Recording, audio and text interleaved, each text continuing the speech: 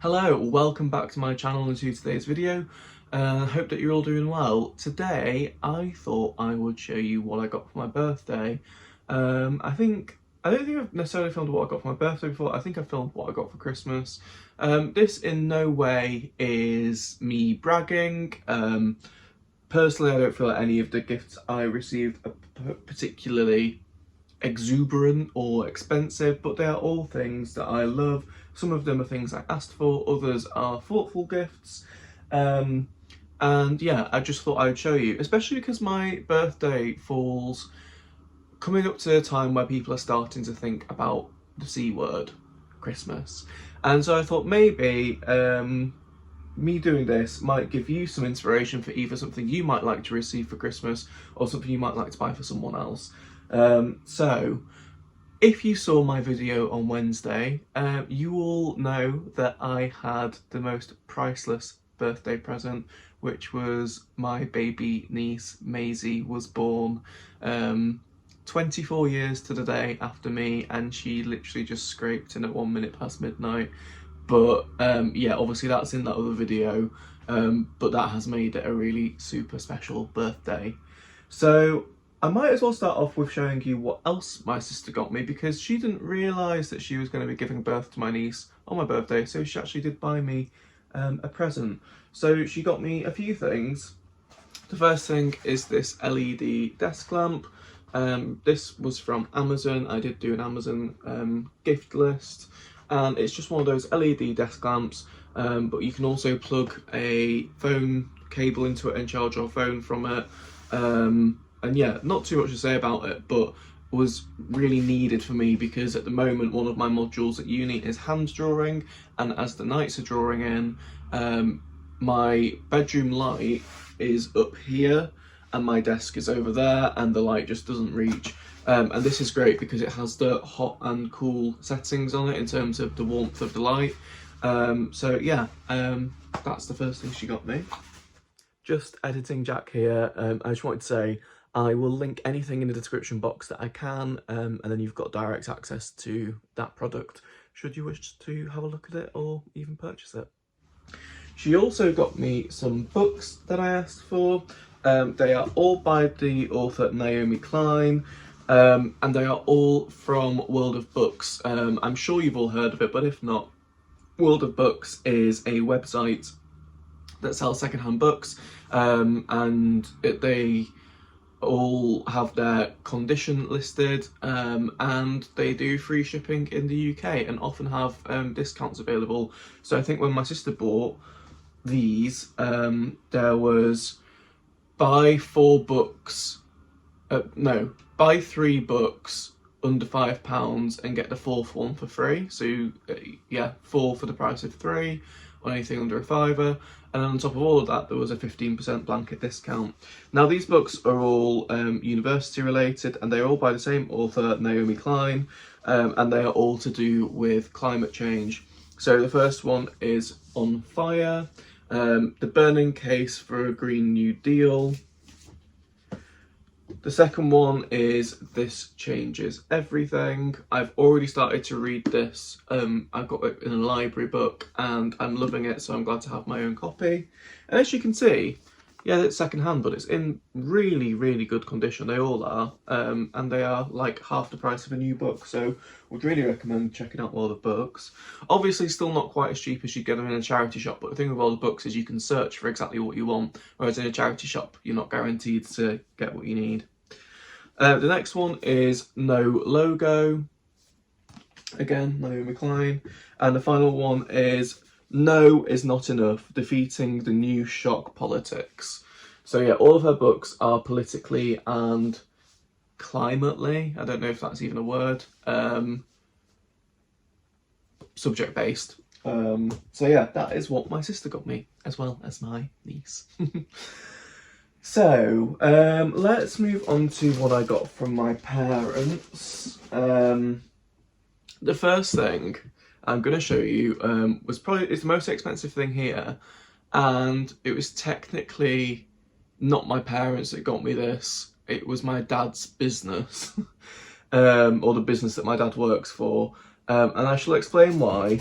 But yeah, if, you know, this would not have been a birthday present otherwise, I would have had to buy this myself. So this is a HP Envy printer. It's very pretty. You can see the picture on the box there. The box is empty. I've not set it up yet, but I have placed it on my desk.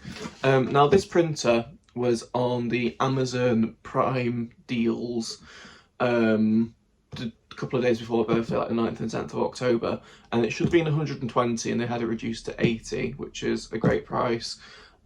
Basically, when I was at my when I was in Liverpool doing my undergraduate degree, I bought myself a HP printer, and when I moved back from uni, I obviously didn't need to use it anymore, and our family printer broke, and so my dad used the one that I had bought when I was in Liverpool, and that was fine. But being honest with you, like, as a family, we very rarely have the need to print anything, because these days, you know, everything's on your phone, whether it's a ticket or a boarding pass or whatever. But my dad does do an awful lot of printing for work, putting together fee brochures for clients and whatnot. And having started uni, I've realised that having a printer is going to be really handy. Realised why I bought one during undergrad. And so I said to my dad, can I take my printer with me, and then can you get one through your company? It's company expense. He's fully work from home is my dad, so, you know, office equipment is funded by his company. And he said, you know what, I really like the printer that we've already got. I'm used to it, so I will buy another one. The company will buy another one, because technically it's just them buying this one that we've already got, but you can take the new one with you and I'll keep the original one.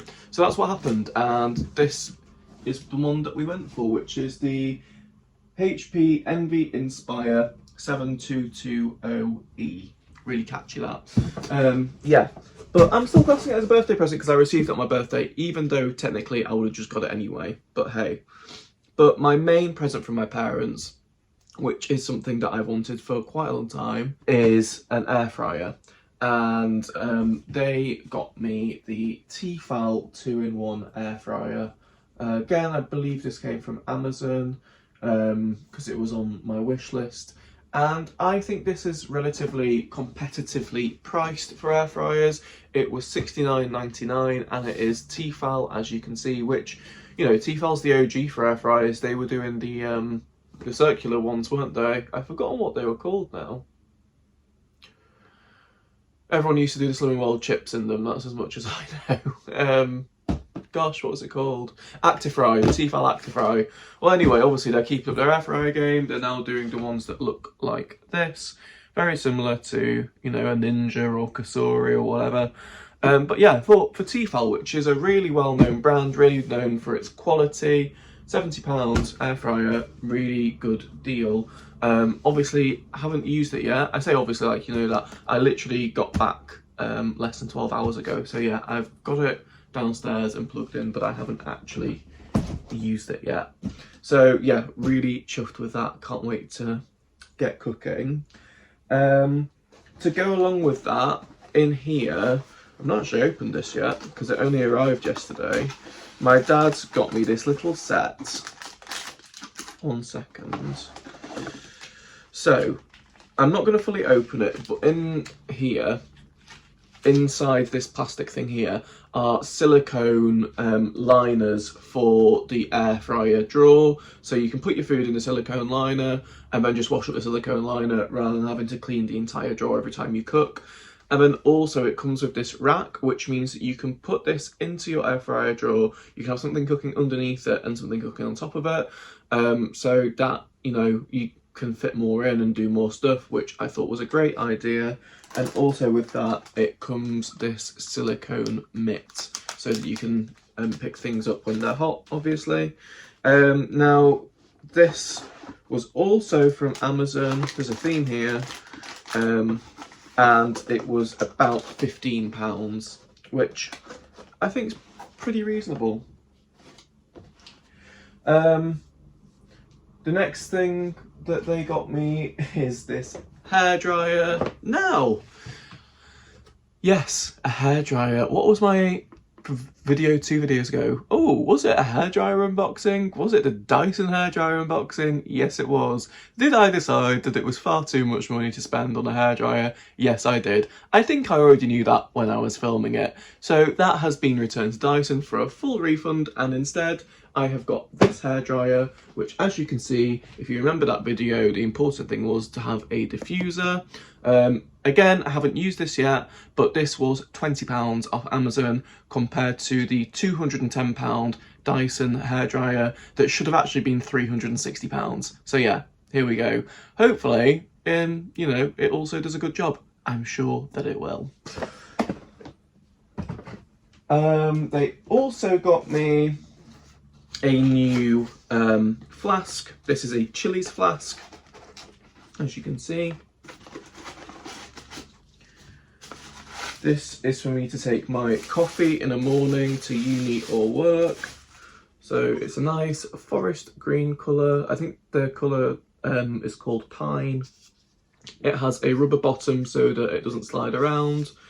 You just screw the top off, and then there's some instructions inside, but it's just a typical flask. And then it has a twisty lid to open the mouth piece on it. Chili's bottles are not the cheapest. You can definitely get cheaper in TK Maxx. I think that this was about £30, so yeah, not the cheapest, but I can really vouch for the quality, and that is why I went for it, because my Chili's bottle I've had for about 5 years and it still keeps things either ice cold or boiling hot. Well, not quite boiling because it's not going to keep it at 100 degrees, but very, very hot for a very long time. So really pleased with that, because the flask that I've got at the moment is one from Starbucks and it just loses the heat immediately. Another thing from my parents is a silver polishing cloth. It's only a few quid off Amazon. As you can see, I wear silver jewellery. And it gets tarnished, and so silver cloth, I assume it must have some kind of chemical sort of impregnated into it, and you just rub down your silver jewellery and it buffs it up for you. So that's just a little something that I asked for. They also got me a few books. So Show Me the Bodies, How We Let Grenfell Happen. Obviously this is going to be a harrowing read. I know my good friend George has read it and he said he cried multiple times at this, but I think it's an important read, and especially moving forward with the construction industry and my career, I think, you know, the lessons from this are really important to be learned. They also got me Cytopia, How Food Can Save the World by Carolyn Steele. So this is basically educating us on climate change and how food is affecting that. And the last one they got me is How to Save Our Planet, The Facts by Mark Maslin. These books, I should say, are all from my reading list for one of my modules at uni. Actually, Grenfell one isn't, these two are. Yeah, I know people that have read both of them, said they're good. If you want to educate yourself on the planet and the climate change that we're facing, I would really recommend it. Without getting political on here, there is so much propaganda. Well, I'm about to get political.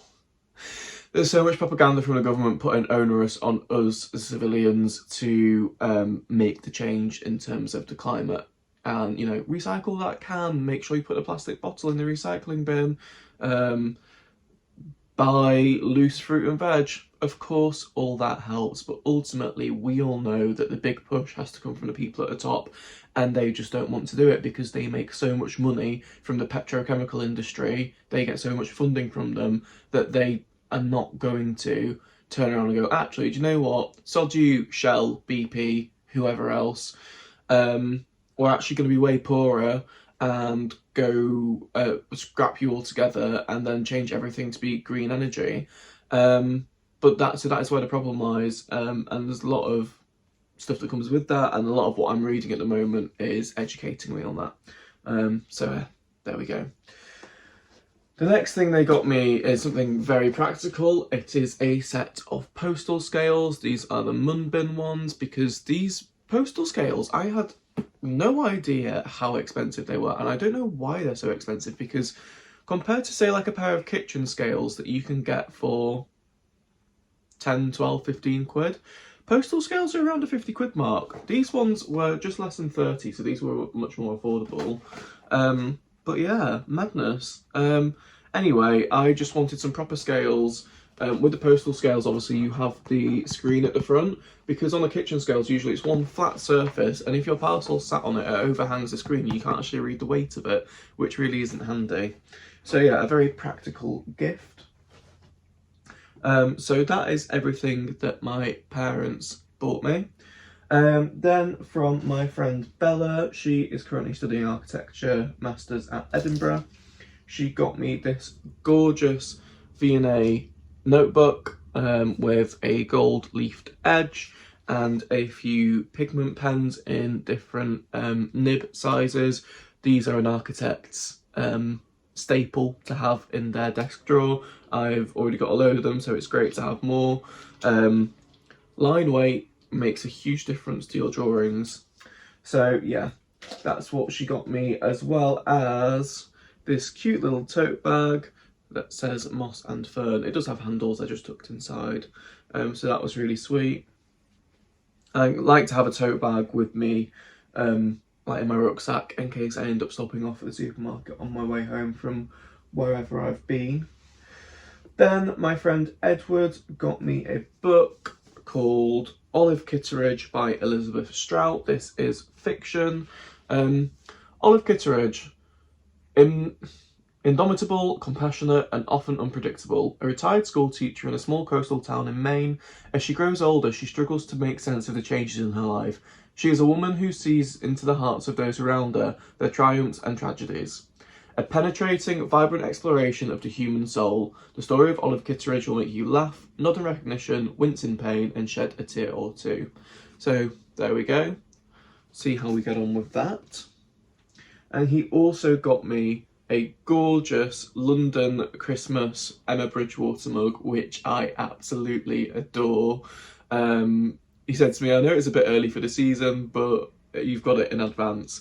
And again, with me harking back to what I was saying at the start, with this perhaps giving you some inspiration for Christmas present ideas, maybe this could be one of them. It is absolutely delightful. I love Emma Bridgewater. I love this pattern. I'm so excited to be in London for Christmas this year. And here we go. And then on the inside, you have the band around the top with the London buses and London, what's the word?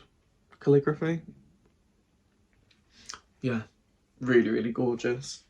And then finally, from my friends Ashley and Francis, they are twins. The first thing that they got me is Richard Osman's new book. It's only available in hardback at the moment. I've read his first 3 books. This is his 4th, so it's The Last Devil to Die.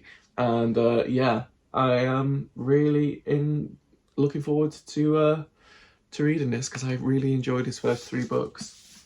And the other thing they got me, which I am super excited about, is my new slippers. So these are from Crocs, and these are the fur-lined brown Crocs. How cozy do they look? I have briefly tried them on and they fit perfectly. So yeah, really, really looking forward to wearing these, especially as the weather starts to drop colder. I mean, my birthday was literally the first day of rubbish weather, and now we're down to having like 10-degree days every day. I came back to this house last night and it was so cold, so we finally put the heating on. Anyway, yeah, that's everything that I got for my birthday.